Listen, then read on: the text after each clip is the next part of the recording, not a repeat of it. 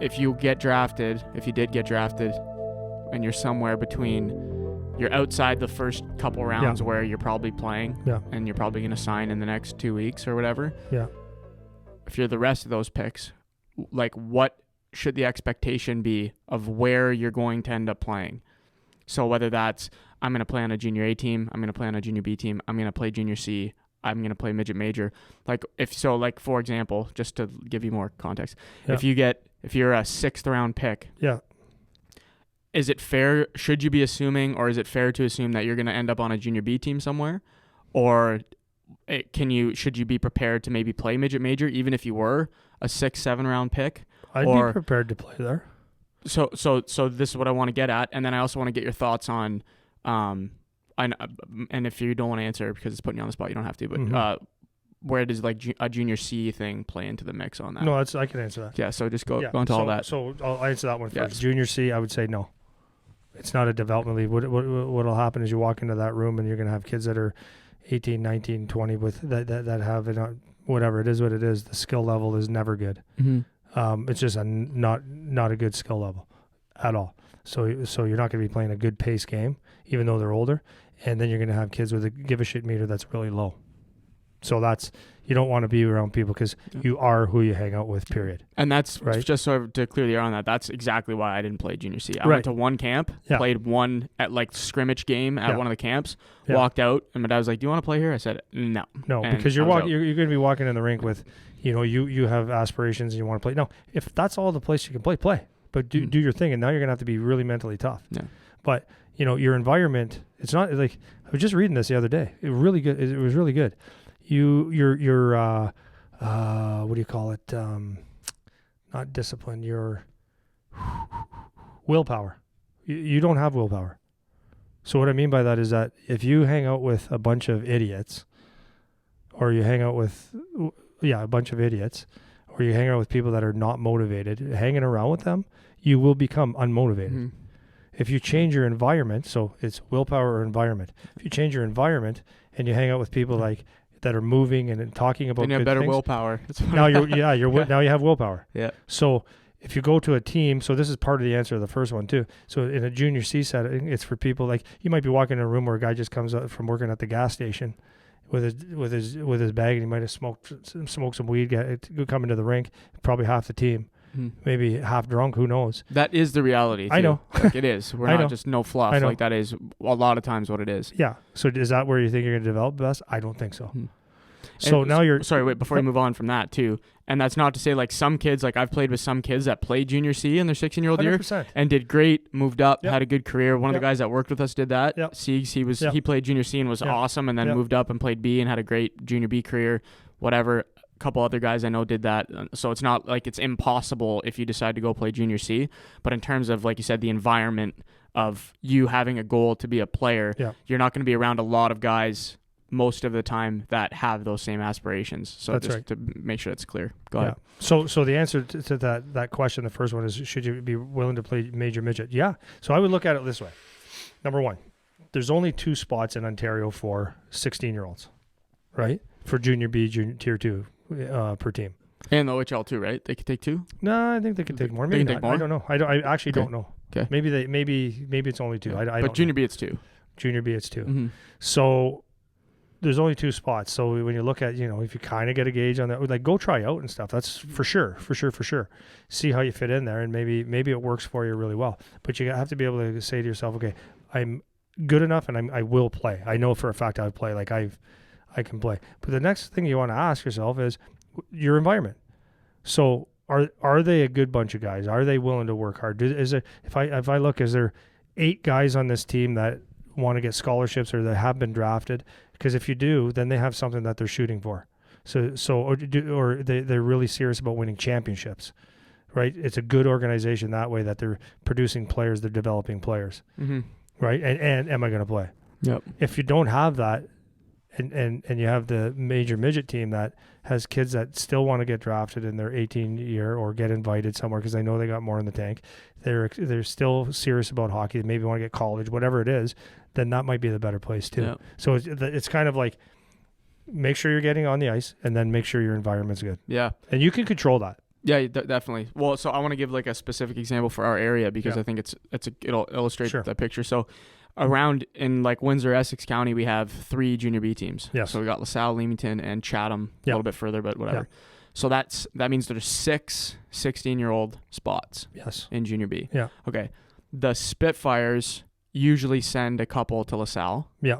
So there's 2 gone. Yeah. So if you didn't get drafted to Windsor and you're not one of their higher picks, you're probably not playing on LaSalle as a 16-year-old. That's right. So now we got 4. Yes.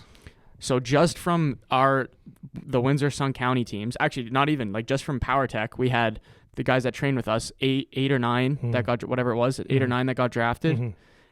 So those 8 or 9, so maybe let's say minus Charlie who might play, or that kid that got drafted, what's his name, a couple after Charlie. Declan. He'll play, let's say, so let's go -2. Yeah. Now there's 6, 7 guys, but there's only 4 spots. That's right. So of those 6, 7 guys, just from our area that got drafted, they're competing for 2 spots. That's right. On the 2 junior B teams that are around here. That's right. And that's only that's only guys from around here. That's right. What about all the kids that are going to walk on? What about all the kids that are from Toronto or whatever that are trying to make their team down here or whatever, right? What about the kids that got drafted to London? Where are they going to play? What about the kids that got drafted to Sarnia? Where are they going to play? That's right. Like these are all things that you have to consider, right? So for 4 spots, so even if you got drafted, it's not like a for sure thing you're going to make a junior B team. That's right. So you need to be prepared like to not make it. Yeah. Obviously you're going to go and you want to try to make a team because I'm sure all those guys are going to go to camp. That's what most of the guys do, or whatever camp they're going to go to. But if you don't, that's okay. Like you're allowed to be a draft pick that plays midget major next year. Like it's okay. You might totally be fine, might be a little ego hurt. That's fine. But the other thing that I wanted to point out, especially with Charlie's Windsor team, because they were awesome. Yeah. Like they were unreal. Great team. Great hockey players. So let's say from their team they had 4 guys that got drafted, I think. 1, 2, 4. Something like 4. So, okay, so let's say for sure 1 is not going to be back, maybe 2, and the rest of those guys, like where they need to find a place to play. So let's say those guys go back to their AAA team. Then like we said earlier, there's another few guys that could have easily got drafted. Yeah. That maybe got overlooked had they played. They got whatever it is. Yeah, definitely. So if those guys all ended up playing midget major again together on a team, that's an awesome team still. That's an awesome team still. You guys are going to be good. You're going to be playing with guys that care. All you guys are still going to be hungry to be hockey players. Yeah. What if you have an unreal season? You go to TELUS Cup. Now you have your U18 draft next year. That's right. And there's another opportunity to maybe go to an OHL team, or now you're going to get signed to a junior B team out of that, or whatever it is. That's right. You know, so like these are things you have to think about. Like take some perspective and don't be so quick to try to play at the highest level possible necessarily, because it isn't always the best thing, like we're kind of spelling out, right? So these are the things to think about. So that's a real concrete example of just in our area what the dynamic is going to be for next year. Like that is what's going to happen. So if those kids decide, okay, instead of going and playing for a crummy junior C team just to say I played junior, maybe I'll go back and play midget major with my buddies that still care about hockey. I know they're all good players. We have some chemistry. We're a good team. We can keep that up, you know? Yeah. So that's another thing. And that might be a little ideal because I'm sure some kids might stop playing or move on to something else or stop caring. It's a mixed age, so it'll be a good team. But it's a mixed age. Kids that care and love hockey. Exactly. So there's potential there too, which is important. So 100%. Yeah. Well, just a side note is like, okay, let's just say my kid got sent. It doesn't. They say, you know what? We want you to go back home. Well, he's not committed to a team yet, like a junior B team. Yeah. So if I'm a junior B coach or a GM, and I want to have a team that lasts for 3-4 years, do I take my son? So the quick answer would be, well, obviously the best guy around. Okay, for 1 year, would you want to take him? Yeah, you're gonna lose him. Do you want to take, like, I'm not going to say his name, but one of the kids on Charlie's team that's really good, and he's committed. You're going to cut him? That he's probably going to be there for and he's probably going to go to college anyways. Do you want to cut him to have Charlie go?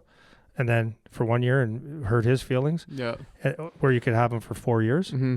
You know what I mean? So these are a lot of games. There's a lot of not games, but there's a lot of things in play. Yeah. So that's all I'm pointing out. So if you're a dad or if you're a player listening to this, if you didn't get drafted or you did get drafted, but it's not really clear where you're going to play next year, like those are all the things that you need, like start to think about those things. And it's okay, like whichever avenue you end up taking. If you end up making a junior B team, great, but also maybe not great because maybe you don't play.